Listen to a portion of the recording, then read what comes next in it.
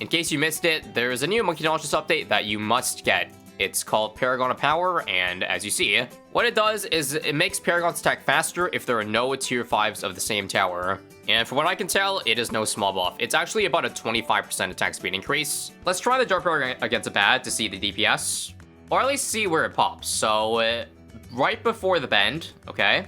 And then now with the Monkey Knowledge off, because I dropped to tier 5, it should take way longer than this bend. Oh my god. That is very noticeable. A plain Apex Plasmaster in this spot, with the Paragon knowledge, gets you about 5,700 damage. And how much damage we're looking at now? Well, considerably less. 4,900. Okay, maybe that one test doesn't show a full 25% increase. Let's just try again with a Boomerang, for example. With Monkey Knowledge, we are looking at 49,000. And now that we go ahead and turn off, 44,000.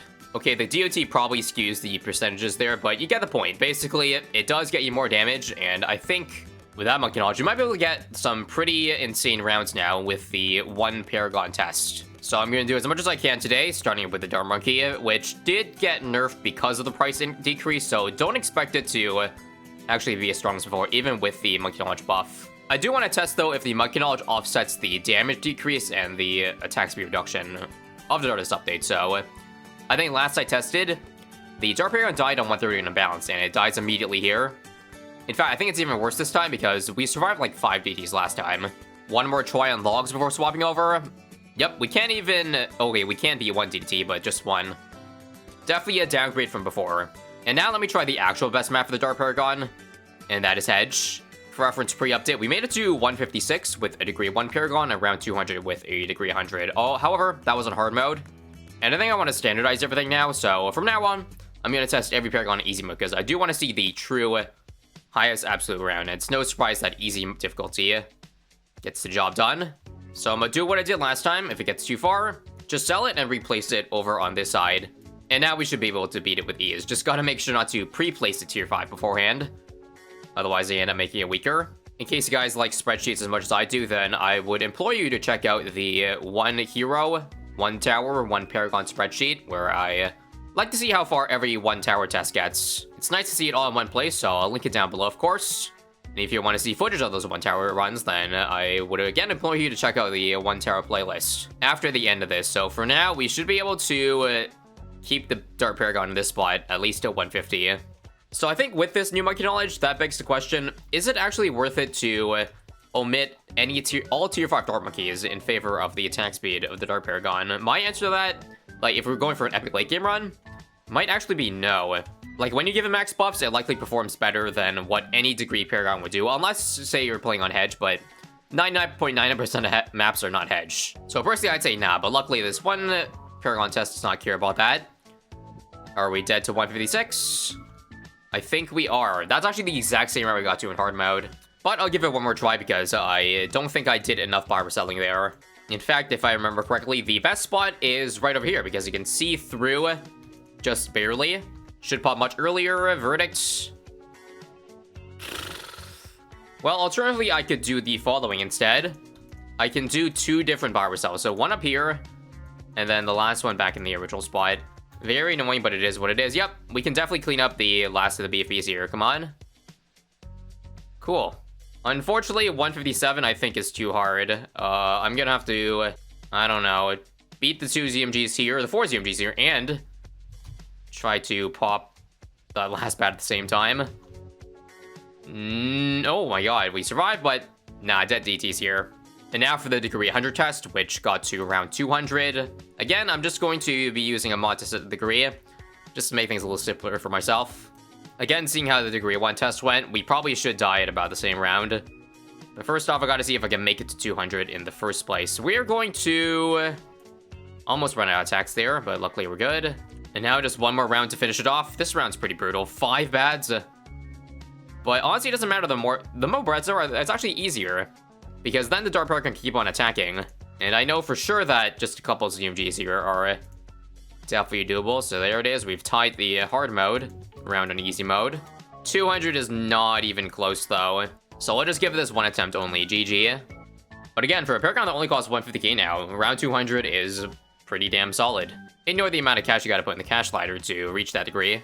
So for reference, Boomerang got to around 140 and 180 respectively on hard mode. Degree 1 and 100. I should mention this thing got nerfed this update. It got decreased in price, but they reduced its boss damage and also the attack speed. 2.5 delay to 3. But I think that is a lesser percentage decrease than the percentage increase from getting this thing. It sounds like on paper then the Glaive Dominus got a slight buff if you have this thing active. Okay, I think easy mode is just so much better for Glaive Dominus. Yep. It can, well, easily beat 140. Wow. Sorry, I have to clarify. The attack speed decrease is only on the Paragon Press, not all of its attacks. So it is a massive buff for the Glaive Dominus. I was like, no way after the F-Bat only made it halfway on 140 that something was off. I think if you ask me, it is worth foregoing any of the tier 5 boomerangs to keep the attack speed on the Dominus. Just because it's not as good, like, a super buff permacharge is not as good as a super buff Super Monkey Fan Club or Plasma Fan Club. And Glaive Lord and Mob Dom, you can forget about it. Like, in terms of it being really good, max buffed late game. Solid, but nowhere near, I think, worth it to sacrifice this attack speed. There's something satisfying, too, when you super fast forward. And yes, the Glaive is like spin in place in a hexagon shape. Glaive has now surpassed the Dart Monkey without me having to do any micro at all. Again, just one last test. If I put on strong, there's a little bit more damage going in because of the Glaive DOT. Just random last, first, and strong so that I get this damage a little bit quicker because we already know we're gonna pop the first bat anyways. See that? This is definitely the end. JK. Yeah, normally Monkey Knowledge is like very minor, at least each individual one. No Monkey Knowledge gives you 25% more power. Ah, I'm dead on 166. This is it. Alright, first round micro. Nope, it's over. We're popping this bat too late. Good run, but now it's time to jump to degree 100, which again got to 180. I'll just show you the difference real quick in this round though. Man, not even close. And again, here's the round that it died on hard. And we didn't even get halfway. I don't think the way this is looking that no bats are a problem. I think we gotta bring on round 200. No, we can't possibly die on 199, right? That would be so cruel, but I think we're good. Nice. I think seeing how far that got though. Nah, I don't think we can do it. I don't think we can do this round with its 10k DPS, I think. Actually, kind of close. If we can pop it, I consider that a victory. Hey, we won. Victory. Navar or the Seas time. I should mention that they nerfed this guy a little bit. It's again another attack cooldown delay, aka attack speed decrease, which I think because of the Monkey Knowledge, it still does get more power compared to like before this update. And for reference, the rounds to beat are 189, degree 1, and 223.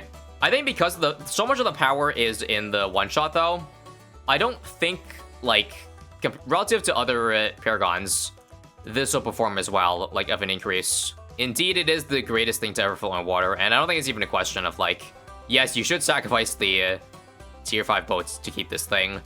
The amount of damage they do is pretty pitiful compared to, well, anything else. Alright, beat this and we got a PB. Beat it without even having to use the hook in. Well, I think what this one run is showing so far is that degree 1 boat is greater than or equal to degree 100 dart or boomerang. But that's not a surprise because it was already better than that even before this update. 200 time. Let me try to squash the notion that putting it on last increased attack speed, like with the Monkey Knowledge. I'm 99.99% sure it does not work on the Paragon. So right now we're seeing 12,000 upwards on last. Alright. If we see 12,115 again, then it's confirmed. 12,108. I think it's close enough to say that it doesn't work. Yep. That's not the most rigorous test, but trust me, you do not get the attack speed increase. Also, am I really going to die to the next round after 200? Well, there is the auto hook in, so hopefully it works on TTs. Nope, not fast enough. Alright, let's hook in this thing. Let's put it on last, so it targets this bat here. And then after this pops, wait for it. Come on. First, do that. Back on last, so that we have more damage on this last bad. That's about as good as I can do. Nope. One more try. Let me try hooking in the last bat here. Come on, now? Nope, same thing. And now the fun begins with degree 100. I'm curious to see, because the ace would benefit better from this attack speed, if it actually can, like, dethrone the boat. For that, though, we have to figure out, like, what round this thing gets to. What normally should be really hard rounds, Navar is just eating it for breakfast. I think 250 is definitely on the horizon for this thing. Oh, this F-bat we have to pop manually for the first time. Please hook in the DTs in time. Nope. That's like deja vu of round 201. Strong the whole way, that's all I can do. No. Last try for real. Let me slow down to show you the speed. Oh, there we go. The multiple F-bats have struck once more. It's over for real. I lost lives, but never mind. It's not over yet. Over now? Alright, one more try. Alright, last try for real. If it doesn't work, then I've tried everything. Yup. 250 is the round to beat. Ace Monkey, we meet again. So, they did nerf the Carpet Bomb. If you can't tell, it may be hard to notice, but the cooldown is 5 seconds slower. 45 seconds at base. But it's okay. We get faster attack speed to compensate, which should equal more reliability, I think. Again, it's a no-brainer. You definitely will want to skip even the Flying Fortress max buff for the Ace Paragon. Again, assuming you have a high enough degree for it. Degree 1, it's debatable. So let me see how I pop 5 bats this round. This is the stuff of nightmares. Like, 5 bads and the ZMGs underneath it, which I think Cerams have a chance of getting through. Yup, bruh. I legit feel this, like, cooldown nerf so bad, even though it's only 5 seconds. 5 seconds is a lot when your balloons are moving at supersonic speed. Alright, Car Bomb. This one should be nasty. Nice. There we go. Down to the last BD, everybody. We're restarting. I have no Cerams to leak to spare. Grueling round after grueling round. Degree 1 hard was 178, which is kind of crazy to think about. Maybe hard mode really is that hard. Okay, don't wing monkey, don't wing monkey. Can I center path? I can't. I can. Okay, I'm gonna do something crazy. I'm gonna center path to, like, not damage this. Because I do not want this to pop before the next Carpet Bomb. I want Carpet Bomb to do all the damage, to one-shot everything. Like this. Except, actually beat the ZMGs. I hate this. Please don't pop. Please don't pop. Please don't pop. Please. Nice. That was so annoying. But we beat 196. All this torture just to see if round 200 is possible. Now, I don't want to say it's over, but that is a lot of bats remaining. And a lot of damage I still have to do. On the last pad over here, too. Oh my god, 8 lives? It's over. Alright, Car Bomb. Pog. Alright, Car Bomb. Holy crap. We barely clutched it. This last pad has to be killed last minute. I think we lack enough. We lack damage, though. No. Oh. It's over. It's doable. 2 more tries, alright? Oh, this is good. This run looks great. Do not damage this bad. Now. Burst it down, burst it down, burst it down. I'm so stupid. I forgot to retarget it. Oh my god. Guys, this is the run here. Watch, watch, watch. Now? Please, please, please. Yes. I spent 20 minutes on that round just for a stupid science experiment. Now that better all not be for nothing. So I better beat 199. No. Guys, this is too many random space bads. Yeah, this is not even close, guys. I'm not even gonna bother with that. Ladies and gents, now for the final test. I feel like... I know that Degree 1 Ace was so annoying, but with this having more curve bombs, it should ideally on paper be a little bit less annoying to test. More opportunities to not die at DTs because we can curve bomb the insides and stun them, as you see here. Honestly, I still think the Bull Paragon remains king. There's only a single F-bat this round, and already we're, like, struggling to pop it.